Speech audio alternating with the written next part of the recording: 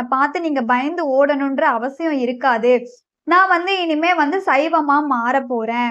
இனிமே வந்து என்ன நீங்க பார்த்து பயப்பட வேண்டாம். இனிமே உங்கள நான் வந்து புடிச்சு சாப்பிட மாட்டேன். இனிமே நாம வந்து நண்பர்களா இருக்கலாம் அப்படின்னு சொல்லிட்டு பூனை சொல்லுது. எலியும் பூனையும் வந்து சகஜயமா பழகிக்கிறாங்க. நண்பர்களா இருக்காங்க. அன்பாவும், பாசமாவும் இருக்காங்க. அப்ப பூனை வந்து ஒரு நாள் தூங்கிட்டு இருக்கும்போது, எலி எலி ஒண்ணு பூனையோட காதுல சொரண்டிட்டே இருக்கு. வயித்துல ஏறி ஏறி குதிச்சு குதிச்சு விளையாடுது. பூனைக்கு வந்து கோவம் வந்துருச்சு.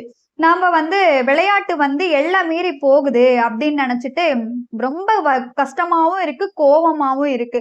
அது வந்து கிழங்கு மட்டுமே வந்து சாப்பிட்டுட்டு வருது பூனை. சைவமாவே இருக்கணும் அப்படின்னு சொல்லிட்டு கிழங்கு மட்டுமே சாப்பிட்டுட்டு வருது. அதுக்கு வந்து உடம்புல இருக்க சக்தியும் கம்மியா தான் இருக்கு. சோர்வாவுமே இருக்கு. அது ஒரு நாள் வந்து இந்த மாரி எலி எல்லாம் மேல ஏறி ஏறி குதிச்சுட்டு இருந்தத பார்த்து அதுக்கு ரொம்ப கோவம் வந்து, இனிமே வந்து நான் நானா தான் இருக்க போறேன். இனிமே யாருக்கும் நல்லவனா இருக்க போறது கிடையாது.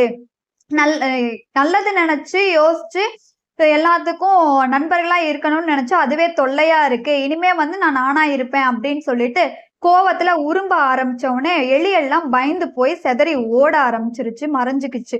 நிம்மதியா இனிமே நான் நானா இருப்பேன் அப்படின்னு சொல்லிட்டு வாழ ஆரம்பிச்சுருச்சு. அதுவும் நிம்மதியா வாழுது. இந்த கதை எப்படி இருக்குன்னு சொல்லி எனக்கு கமெண்ட்ல சொல்லுங்க. புடிச்சிருந்தா லைக் பண்ணுங்க, சப்ஸ்கிரைப் பண்ணுங்க. நாளைக்கு இன்னொரு கதையோட வந்து உங்க எல்லாரையும் பார்க்குறேன். பாய். Thank you.